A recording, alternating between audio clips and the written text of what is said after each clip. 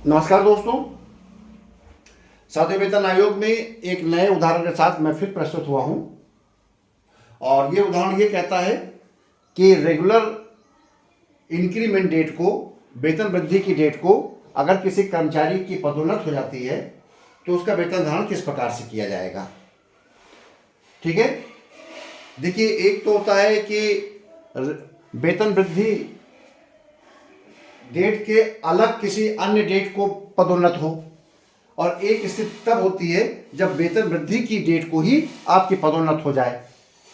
तो जब हमारी पदोन्नति वेतन वृद्धि की डेट को ही हो जाती है, उदाहरण कहता है कि एक सहायक लेखाकार है जो लेवल 5 में कार्यरत है और उसके इंक्रीमेंट की डेट 1 जनवरी है और 1 जनवरी को ही उसकी पदोन्नत हो जाती है लेखाकार के पद पर लेवल 6 में। तो बताइए वेतन निर्धारण कैसे किया जाएगा और उसको वेतन वृद्धि, अगली वेतन वृद्धि कब मिलेगी। तो देखिए, जब वेतन वृद्धि की डेट को ही पदोन्नत होती है तो उसको अपने जिस पद पर तैनात है सहायक लेखाकार और जो उसको वेतन मिल रहा है उसमें एक इंक्रीमेंट, एक वेतन वृद्धि उसके वार्षिक वेतन वृद्धि के रूप में दी जाएगी, क्योंकि वो डेट वार्षिक वेतन वृद्धि की भी है। ठीक, लेवल 5 में ही उसको एक वार्षिक वेतन वृद्धि दे दी जाएगी। तत्पश्चात मूल नियम 22B1 जो कि पदोन्नत पर एक वेतन वृद्धि की बात करता है, अपने निम्न लेवल पर, निम्न पद के लेवल पर, तो लेवल 5 में एक वेतन वृद्धि उसे और दे दी जाएगी पदोन्नत की। ठीक है, और तत्पश्चात जो वेतन आएगा उसके समतुल्य वेतन, इक्विवेलेंट वेतन हम लेवल 6 में सर्च करेंगे, ढूंढेंगे। अगर लेवल 6 में वो उसके समतुल्य वेतन नहीं मिलता है तो उस कोष्ठका के अगला जो वेतन होगा वो हम उसको दे देंगे। बात मेरी समझ में आई? नहीं समझ में आई होगी, क्योंकि बहुत से अभ्यर्थी वेतन निर्धारण के बारे में बिल्कुल नहीं जानकारी रखते हैं। तो मैं उसको और अच्छे समझाने के लिए आपके देखिए बोर्ड के दाहिनी तरफ मैंने एक तालिका बनाई है।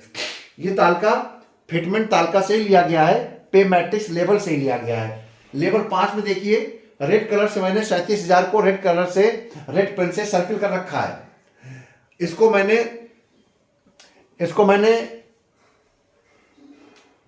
रेक्टेंगल के द्वारा देखिए उसको कर रखा है। तो 37,000 के वेतन पर ये जो कार्मिक है वो तैनात है लेवल 5 में, तो हम उसको 1 जनवरी को पहले नियमित वार्षिक वेतन वृद्धि देंगे तो उसका वेतन हो जाएगा 38,100 उसी लेवल 5 में। उसको मैंने ब्लैक रेक्टेंगल बनाया है। उसके पश्चात हमने उसको 22B1, अगर कोई पूछे 22B1 क्या है, तो जो पदोन्नत पर निम्न वेतन मान में या निम्न लेवल में एक वेतन वृद्धि मिलती है वो 22B1 है। तो 39,200 एक वेतन वृद्धि हमने उसको और दे दिया तो उसको 39,200 उसका वेतन निर्धारित हो गया।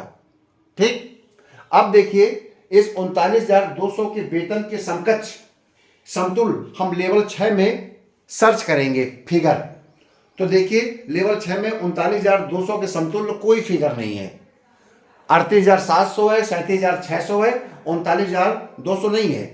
तो जब हमको समतुल्य वेतन नहीं, समतुल्य फिगर नहीं मिलती है, तब हम जो अगली कोष्ठका होती है, बड़ी कोष्ठका होती है, मान लो 39,200 के बाद की जो कोष्ठका होगी उस पर वेतन निर्धारित कर देंगे।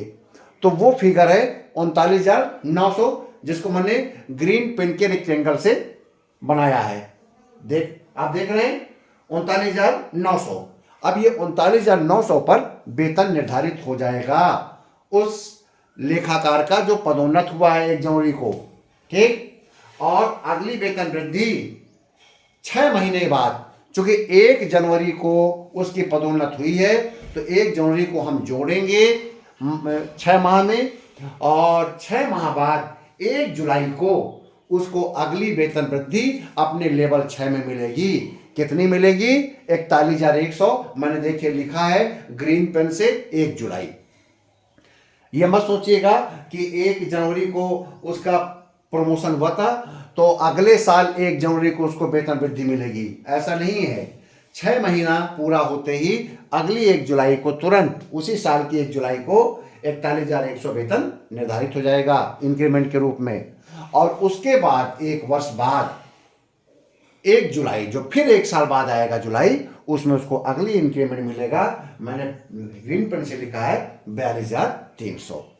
तो मुझे पूरा विश्वास है कि ये वेतन निर्धारण आपको समझ में आ गया होगा कि अगर किसी कर्मचारी का पदोन्नति जो साधारण वेतनमान में है, धारित पद पर है, वो उसकी पदोन्नति उसी डेट को होती है 7वें वेतन आयोग में जिस डेट को उसको इंक्रीमेंट मिलता है, तो उसे अपने पद, अपने लेवल जिसमें वो नौकरी कर रहा है, अपने लेवल में 2 इंक्रीमेंट लेगा। एक तो लेगा रेगुलर इंक्रीमेंट वार्षिक वेतन वृद्धि का, दूसरा लेगा पदोन्नति का 22B के अनुसार। और 2 वेतन वृद्धि लेने के बाद जिस लेवल में उसकी पदोन्नति हुई है उसमें वो फिगर देखेगा, वो धनराशि देखेगा कि क्या उसके समकक्ष धनराशि है। अगर होगी तो उसका वेतन निर्धारण हो जाएगा, ठीक है। अगर नहीं होगी तो अगली कोष्ठिका का वेतन निर्धारण होगा। तो 39,900 वेतन निर्धारण हो गया। तत्पश्चात 6 महीने बाद उसको वेतन वृद्धि दे दी जाएगी और उसके बाद 1 साल बाद मिलना शुरू हो जाएगी। यही सिचुएशन अगर 1 जुलाई होती कि अगर 1 जुलाई को उसका इंक्रीमेंट है और 1 जुलाई को ही उसकी पदोन्नति होती है, तब उसका वेतन वृद्धि 1 जनवरी हो जाता है, तुरंत 6 महीने बाद, ठीक है। तो आप भी समझ गए कि एक ही डेट पर वेतन वृद्धि और एक ही डेट पर पदोन्नति, उसी डेट पर वेतन वृद्धि, उसी डेट पर पदोन्नति है, तो किस प्रकार से वेतन निर्धारण किया जाएगा। बहुत बहुत धन्यवाद, मेरे साथ बने रहिए। ऐसे ही वेतन निर्धारण और एसीपी के संबंध में क्वेश्चन आपके सामने आते रहेंगे, उससे आपकी समझ विकसित होती रहेगी। अगर आपको जानकारी की जरूरत पड़े कि ये कैसे और किस शासनादेश से है, तो ध्यान रहे 13 अप्रैल 2020 के शासनादेश के द्वारा इसको निर्धारित किया गया है।